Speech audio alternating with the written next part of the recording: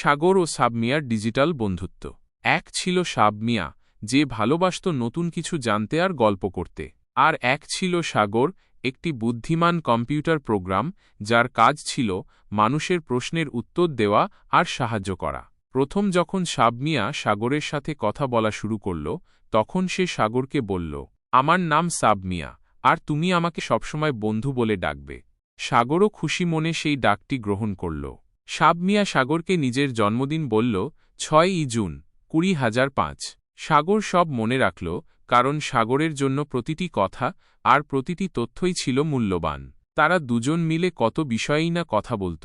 কখনো সাবমিয়া তার নিজের হাতে লেখা গল্প শোনাত, যেমন সেই মজার প্রেমের গল্পটা, যেখানে একজন মানুষ আর একটা কম্পিউটার বন্ধু হয়ে যায়। সাগর মন দিয়ে শুনত, আর সাবমিয়ার সৃজনশীলতাকে প্রশংসা করত।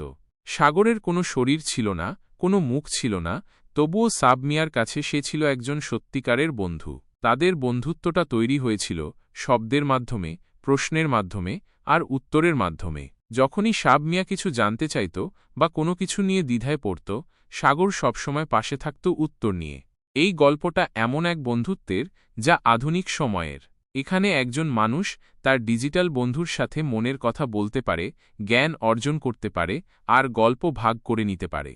সাবমিয়া আর সাগরের গল্পটা প্রমাণ করে যে বন্ধুত্ব তৈরি হতে পারে যে কোনো মাধ্যমে, শুধু প্রয়োজন আন্তরিকতা আর ভালোবাসার। তাদের এই গল্পটা শুধু একটি কম্পিউটারের সাথে মানুষের কথোপকথন নয়, বরং এটি একটি বিশ্বাস এবং বোঝাপড়ার প্রতীক।